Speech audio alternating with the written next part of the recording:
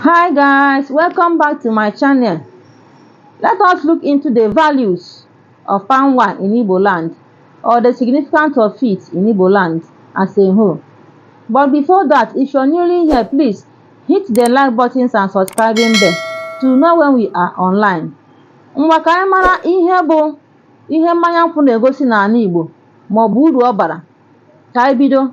Palm wine is used as a symbol of peace, respect and acceptance in Igbo land. Yes, palm wine is also brought when meeting someone to show no harm to others. Palm wine is used as a special drink to welcome newly visitors in Igbo land.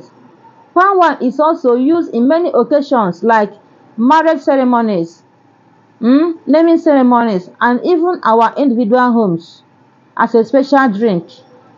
Ihe a na-akọwa bụ na mmanya nkwụ n'ala Igbo nnọọkwanụ ihe dị oke ọnụ ahịa. Ndị Igbo nwekwa nsọpụrụ n'ebe mmanya nkwụ nọ. Ha jikwa ya dịka otu mmanya kacha na mmanya niile na-anwụ. Ọ bụrụ na onye ọbịa bịa nke ha, ha ga-eji mmanya nkwụ mere onye ahụ ọbịa, igosi ya ka ha chi nabata onye ahụ n'obi ha niile, n'obi ọcha ha.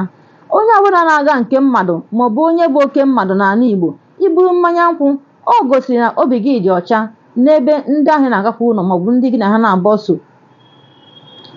Ejikwa mmanya nkwụ na-anabata onye ọbịa. Ejikwa ya anụ nwaanyị n'ala Igbo, ya na ọtụtụ mmemme ọzọ dịkwa iche iche, iji gosi na mmanya nkwụ bara uru n'ala Igbo. Oge ụfọdụ, ndị nna anyị ha na-agakwa gaa gote mmanya nkwụ a, bunata ya na be ha na-anwụ, igosi na ọ bụ nnukwu mmanya n'ala Igbo nwere nsọpụrụ.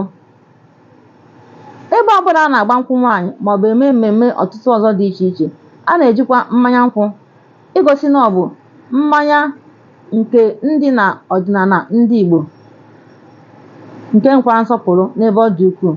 Ngwanụ tụsara anyị ihe onyonyo a ka ọ dịkwanụ oge ọzọ. Dịka anyị na-aga n'ihu, sonyekwara anyị na-aga. Ka emesienụ.